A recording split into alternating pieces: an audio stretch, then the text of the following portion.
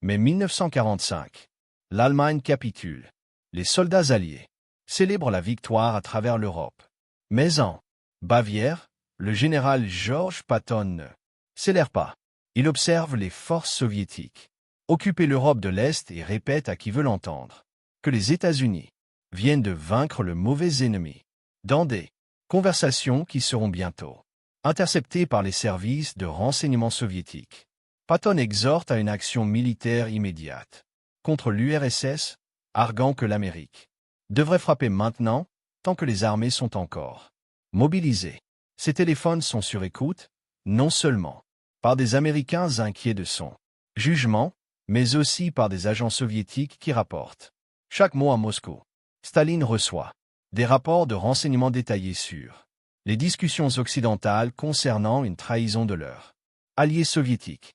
La question n'était pas de savoir si Staline avait entendu ce que disait Patton, mais ce qu'il pensait que cela signifiait. Ces déclarations représentaient-elles la politique officielle occidentale? Les forces américaines se préparaient, elles, à réarmer les prisonniers allemands et à attaquer. Vers l'Est, l'interprétation par Staline des propos de Patton allait façonner le comportement soviétique. Pendant des années, accélérant la guerre froide et exacerbant les divisions à travers l'Europe. Voici l'histoire de ce que les dirigeants soviétiques croyaient se passer en Occident et comment ces croyances sont devenues une prophétie autoréalisatrice. Fin avril 1945, alors que les forces américaines et soviétiques se rencontraient sur les rives de l'Elbe, Georges Patton nourrissait de profondes inquiétudes quant aux intentions soviétiques qu'il exprimait avec la franchise qui le caractérisait, contrairement aux autres commandants alliés qui se concentraient sur la défaite de l'Allemagne et la planification de la démobilisation. Patton observait le comportement soviétique dans les territoires occupés et concluait que la guerre avec l'URSS était inévitable. Ce qui rendait ses opinions significatives, ce n'était pas seulement qu'il les partageait, mais qu'il préconisait une action militaire immédiate plutôt qu'un engagement diplomatique. La déclaration la plus explosive a eu lieu lors d'une conversation avec le général Joseph Mcenarney, commandant adjoint d'Eisenhower, au début du mois de mai 1945. Selon plusieurs témoins ayant entendu l'échange, Patton a déclaré à Mcenarney que les Américains devraient combattre les Soviétiques tôt ou tard et s'est interrogé sur les raisons de cette attente. Il a soutenu qu'ils devaient attaquer immédiatement tant que les armées américaines étaient intactes et positionnées en Europe. Patton estimait que les forces américaines pourraient repousser l'armée rouge en Russie en 3 mois, un délai qui reflétait la confiance dans les capacités militaires américaines, mais une profonde sous-estimation de la force soviétique. Patton est allé plus loin, préconisant le réarmement des forces allemandes capturées pour aider aux opérations contre les soviétiques. Cette proposition était particulièrement incendiaire étant donné que l'Allemagne venait de capituler après 6 années de guerre, qui avaient coûté des dizaines de millions de vies. L'idée de transformer immédiatement l'ennemi mortel d'hier en allié d'aujourd'hui contre l'Union soviétique, qui avait été l'allié des États-Unis tout au long de la guerre, a semblé à la plupart de ceux qui l'ont entendu politiquement impossible et moralement problématique. Pourtant, Patton a soutenu que la proposition était parfaitement judicieuse sur le plan militaire. Dans une autre conversation, documentée par les services de renseignement américains, Patton aurait déclaré qu'il pouvait provoquer suffisamment d'incidents avec les forces soviétiques en 10 jours pour déclencher un conflit, tout en faisant croire que c'était de leur faute. Il ne s'agissait pas d'une évaluation stratégique ni d'une recommandation politique. C'était une proposition délibérée, une provocation susceptible de déclencher la Seconde Guerre mondiale. Cette déclaration alarma tellement l'état-major d'Eisenhower qu'il intensifia la surveillance des communications et des déplacements de Patton. Les opinions de Patton n'étaient pas totalement isolées. D'autres commandants américains exprimèrent leur inquiétude quant au comportement soviétique, notamment concernant les violations des accords sur les élections libres en Pologne et dans d'autres pays d'Europe de l'Est. Mais la plupart des officiers limitèrent leurs préoccupations aux voies officielles et aux protestations diplomatiques. Patton était unique en ce qu'il préconisait une action militaire immédiate et en exprimant ses opinions assez ouvertement pour qu'elles parviennent à des oreilles au-delà des cercles de commandement américains. La réponse américaine fut rapide et calculée. Eisenhower ordonna la surveillance des téléphones et des quartiers de Patton, officiellement en raison de doutes sur son jugement après des années de commandement au combat, mais en pratique pour surveiller ce qu'il disait et à qui. La surveillance révéla que Patton ne se contentait pas d'exprimer sa frustration lors de conversations privées. Il préconisait activement des actions concrètes, rencontrait des commandants subalternes et tentait d'influencer l'opinion au sein de la Troisième Armée quant à la menace soviétique et aux réponses appropriées. Ce que ni Patton ni la plupart des commandants américains ne réalisaient, c'est que les services de renseignement soviétiques surveillaient également ces conversations. Le NKVD avait réussi à infiltrer les structures de commandement occidentales à plusieurs niveaux tout au long de la guerre. Le renseignement électromagnétique interceptait les communications. Des sources humaines rapportaient des conversations auxquelles elles avaient assisté ou dont elles avaient entendu parler dès la mi-mai 1945. Des rapports détaillés sur le plaidoyer de Patton contre le Siet sont parvenus à Moscou, fournissant à Staline des informations sur les discussions militaires occidentales qu'il aurait été impossible d'obtenir par les voies diplomatiques classiques. Le moment choisi pour ces rapports était significatif. En mai 1945, les dirigeants alliés se préparaient aux négociations de Potsdam sur les arrangements d'après-guerre. Toute indication selon laquelle deux hauts commandants américains préconisaient une guerre immédiate contre l'Union soviétique aurait compliqué ces négociations et confirmé les soupçons de Staline quant aux intentions occidentales. Les renseignements concernant les déclarations de Patton sont parvenus à Moscou précisément au moment où Staline prenait des décisions sur la manière dont il fallait poursuivre les intérêts soviétiques en Europe de l'Est et sur le degré de confiance à accorder aux accords de guerre conclus avec les puissances occidentales. Les rapports des services de renseignement soviétiques concernant Patton comportaient non seulement ces déclarations, mais aussi des évaluations de leur importance à leur accorder. Les rapports notaient que Patton commandait la Troisième Armée, l'une des forces américaines les plus puissantes en Europe, et avait acquis la réputation d'être le général de combat américain le plus agressif.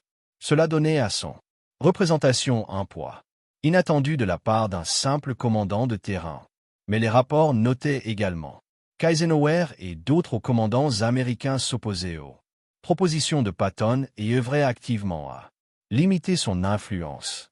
Cela créa une ambiguïté quant à savoir si les opinions de Patton représentaient la pensée militaire américaine dans son ensemble, ou simplement les opinions d'un général franc-parler.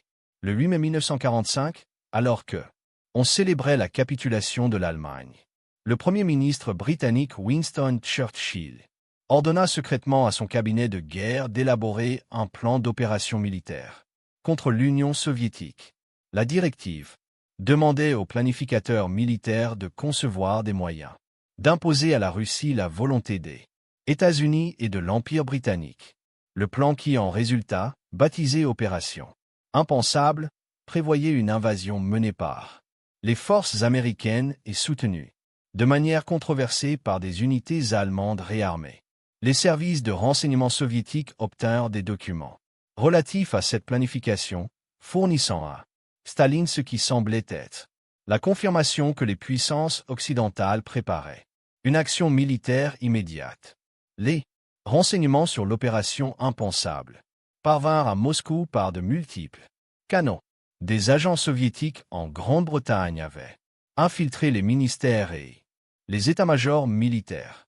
Les services de renseignement d'origine électromagnétique interceptèrent des communications relatives à la planification. Fin mai, Staline disposait d'informations détaillées sur les évaluations militaires britanniques des opérations potentielles contre les forces soviétiques, notamment les besoins en effectifs, le calendrier et les concepts opérationnels. Ces renseignements étaient suffisamment précis pour que Staline puisse évaluer non seulement les intentions britanniques, mais aussi la capacité militaire occidentale à mener de telles opérations. Ce que Staline a appris de ces renseignements était à la fois alarmant et révélateur. Le plan britannique prévoyait la mobilisation d'environ 47 divisions pour l'assaut initial, les forces américaines fournissant l'essentiel de la puissance de combat. Plus controversé encore, le plan spécifiait le réarmement d'environ 700 000 prisonniers de guerre allemands détenus dans les zones d'occupation occidentale et leur intégration aux forces d'invasion. Ce dernier point inquiéta particulièrement les dirigeants soviétiques, car il laissait entendre que les puissances occidentales violaient déjà les accords de guerre concernant la démilitarisation de l'Allemagne. L'évaluation militaire britannique qui accompagnait l'opération impensable permit à Staline de mieux comprendre la pensée stratégique occidentale. Les planificateurs britanniques reconnaissaient que les forces soviétiques en Europe de l'Est comptaient environ 4 millions d'hommes organisés, en plus de 160 divisions. L'évaluation notait franchement qu'un succès rapide et limité serait hautement improbable et que les opérations pourraient dégénérer en guerre totale, avec une issue incertaine. Cela laissa entendre à Staline que, si certains dirigeants occidentaux envisageaient une action militaire, ils reconnaissaient les risques et les défis considérables qu'elle impliquait. Les services de renseignement soviétiques rapportèrent également que les dirigeants politiques et militaires américains avaient rejeté l'opération impensable. Le président Truman ne manifesta aucun intérêt pour l'ouverture d'un nouveau front contre l'Union soviétique. Eisenhower s'opposa à ce concept pour des raisons à la fois militaires et politiques. L'opinion publique américaine exigeait une démobilisation rapide, et non la poursuite de la guerre contre un ennemi différent. Ces renseignements laissèrent entendre à Staline que les propositions britanniques d'une action militaire immédiate ne représentaient pas une politique occidentale unifiée. Mais du point de vue de Staline, l'existence même d'une telle planification révélait une hostilité occidentale sous-jacente. Même si l'opération impensable fut rejetée, le fait que le gouvernement de Churchill ait consacré des ressources à l'élaboration de plans d'invasion détaillés indiquait que certains dirigeants occidentaux considéraient l'Union soviétique comme un ennemi plutôt que comme un allié. Les renseignements confirmèrent les soupçons de Staline selon lesquels la coopération en temps de guerre était une mesure d'opportunisme temporaire, plutôt que le fondement d'une paix durable. La combinaison des renseignements sur le plaidoyer de Patton et l'opération impensable donna à Moscou l'image des puissances occidentales envisageant sérieusement une action militaire contre l'Union soviétique. Les analystes soviétiques reconnaissaient qu'une attaque immédiate était improbable. Les dirigeants politiques américains s'y opposaient et les défis logistiques étaient immenses. Mais les renseignements suggéraient qu'une guerre pourrait éclater plus tard si les circonstances changeaient. Staline devait se préparer à cette éventualité en consolidant le contrôle soviétique sur l'Europe de l'Est et en créant une profondeur défensive contre une éventuelle attaque occidentale. Les services de renseignement soviétiques ont également rapporté des discussions sur la question de savoir si les forces occidentales devaient se retirer jusqu'aux lignes de démarcation convenues à Yalta, ou maintenir les positions qu'elles avaient atteintes. Au cours des dernières semaines de combat, les forces américaines occupaient un territoire d'environ 240 km au-delà des frontières convenues en mai 1945, contrôlant des zones qui étaient censées se trouver dans la zone d'occupation soviétique. Churchill voulait conserver ce territoire comme monnaie d'échange dans les négociations. Les analystes soviétiques ont interprété cela comme la preuve que les puissances occidentales violaient déjà les accords de temps de guerre et positionnaient leurs forces en vue d'une éventuelle confrontation militaire. La réponse de Staline à ces renseignements n'a pas été une mobilisation militaire immédiate ni une confrontation publique. Au lieu de cela, il utilisa ces informations pour justifier une politique intransigeante en Europe de l'Est et pour façonner la stratégie de négociation soviétique. À Potsdam, si les puissances occidentales envisageaient une action militaire, Staline estima que l'Union soviétique devait agir rapidement pour consolider son contrôle sur les territoires occupés. Les élections libres, promesses de Yalta furent retardées ou truquées. Les dirigeants politiques non communistes sont arrêtés ou contraints à l'exil. Les forces militaires soviétiques renforcèrent leur position en Europe de l'Est, au lieu d'entamer la démobilisation.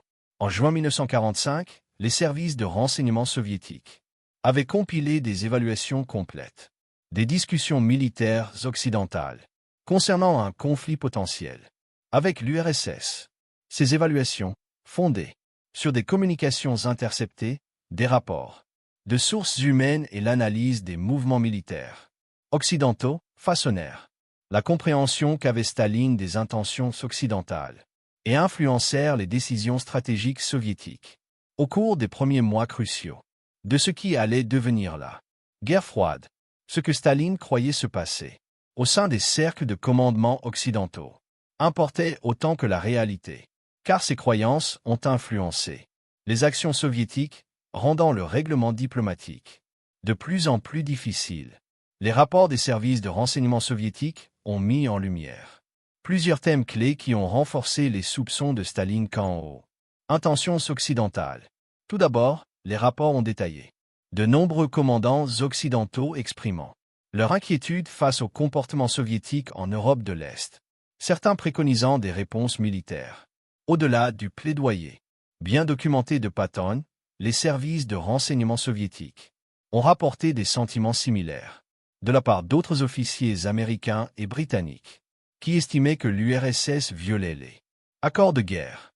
Cela a suggéré à Staline que le sentiment anti-soviétique au sein du chef militaire occidental était généralisé plutôt que limité à quelques commandants individuels. Ensuite, les services de renseignement soviétiques ont rapporté que les forces occidentales maintenaient les unités militaires allemandes sous une forme organisée au lieu de les dissoudre immédiatement comme l'exigeaient les accords de guerre. Les unités étaient désarmées, mais le maintien de leur structure organisationnelle suggérait une possibilité de remobilisation rapide. Staline a souligné dans ses communications avec ses subordonnés que cela constituait une violation directe des accords intergouvernementaux. Les analystes soviétiques ont interprété le maintien des structures organisationnelles allemandes comme une préparation à un éventuel réarmement, conformément à ce que proposait l'opération impensable. Troisièmement, les services de renseignement soviétiques ont surveillé de près les déploiements militaires et les mouvements logistiques occidentaux au printemps et à l'été 1945. Des rapports ont documenté le repositionnement d'unités américaines, la mise en place de dépôts de ravitaillement et le maintien de réseaux de communication à des niveaux supérieurs à ceux nécessaires aux opérations d'occupation. Les analystes soviétiques se sont interrogés sur la question de savoir si ces activités reflétaient la poursuite de l'effort de guerre ou simplement une inertie bureaucratique. Cette ambiguïté a créé une incertitude à Moscou quant à l'état de préparation militaire et aux intentions des Occidentaux. Quatrièmement, les services de renseignement soviétiques ont rapporté les discussions occidentales concernant les armes atomiques et leur utilisation potentielle contre l'Union soviétique. Le succès de l'essai Trinity, le 16 juillet 1945, a démontré que les États-Unis possédaient des armes nucléaires fonctionnelles. Les services de renseignement soviétiques avaient infiltré le projet Manhattan grâce à leur réseau d'espionnage, fournissant à Staline des détails techniques sur la conception et le calendrier de production des armes. Des rapports indiquaient que certains planificateurs militaires occidentaux envisageaient déjà comment l'arme nucléaire pourrait être utilisée pour contraindre l'Union soviétique à des concessions en Europe de l'Est. Les évaluations des services de renseignement soviétiques s'efforçaient de distinguer la politique officielle occidentale des prises de position non autorisées de certains commandants. Les rapports notaient que la direction politique américaine, sous la présidence de Truman, était concentrée sur la conclusion de la guerre contre le Japon. Début de la démobilisation. Eisenhower et